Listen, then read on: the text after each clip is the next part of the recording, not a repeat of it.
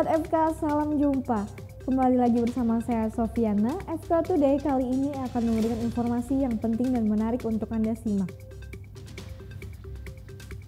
Wakil Gubernur DKI Jakarta Ahmad Riza mengaku tidak pernah menutup atau melarang kegiatan Citayam Fashion Week di kawasan Duku Atas, Jakarta Pusat.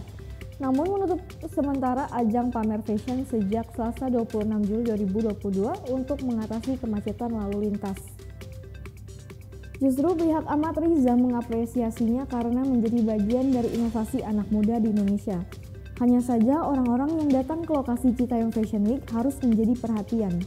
Ahmad Riza berharap warga yang datang bisa selalu menerapkan protokol kesehatan pencegahan COVID-19 dengan selalu menjaga jarak dan menggunakan masker. Pemprov DKI Jakarta tengah menyiapkan lokasi baru untuk memfasilitasi Citayam Fashion Week. Hal itu karena Citayam Fashion Week di Duku Atas menimbulkan banyak persoalan. Di antaranya parkir liar dan mengganggu ketertiban lalu lintas karena posisinya di tengah jalan atau zebra cross. Pihaknya akan mencarikan tempat baru yang lebih baik untuk berinovasi melalui Citayam Fashion Week dan akan didiskusikan bersama semua yang terkait. Ahmad Riza juga mengusulkan sejumlah lokasi baru seperti Monas, Senayan, Taman Ismail Marzuki, dan Pelataran Sarina. Sementara itu, pihak kepolisian memblokade penggunaan zebra cross untuk fashion show tersebut karena menimbulkan kemacetan. Jajarannya berusaha mengatasi kemacetan lalu lintas tersebut dengan upaya menutup sementara ajang pamer fashion dengan memasang sejumlah barrier di sepanjang sisi jalan sekitar zebra cross yang biasa digunakan para remaja hingga artis untuk catwalk. Berita berikutnya, buronan TNI Polri yaitu dalang pembunuh istri sendiri TNI Kopda Muslimin atau Kopda M tewas di rumah orang tuanya di Kendal, Jawa Tengah. Kopda M tiba di rumah orang tuanya tadi pagi pukul 6.30 waktu Indonesia Barat. Ia dikabarkan bunuh diri diduga menenggak racun di rumah orang tuanya.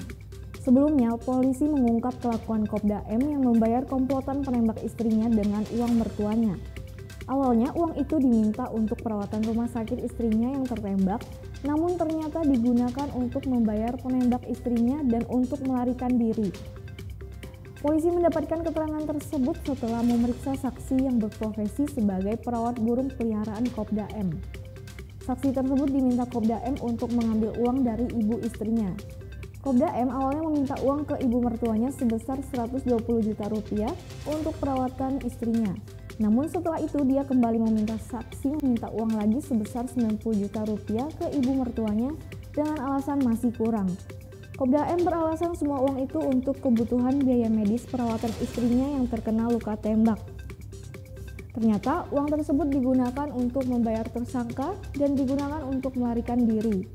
Dugaan sementara motif Kopda M ingin menghabisi istrinya karena menjalin asmara dengan wanita lain.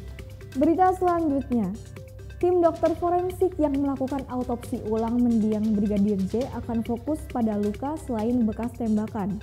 Hal itu sesuai dengan permintaan dari keluarga Brigadir J.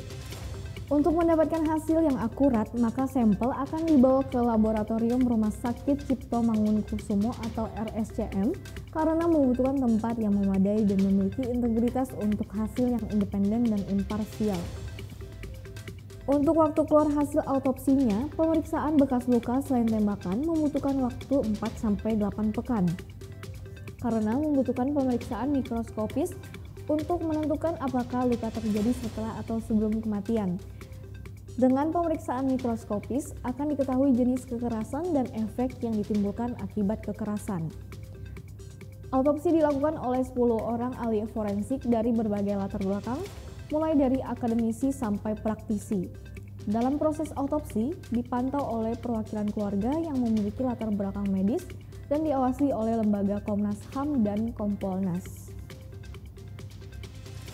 Demikian informasi hari ini. Untuk update informasi lainnya, silakan kunjungi website kami www.forumkeadilan.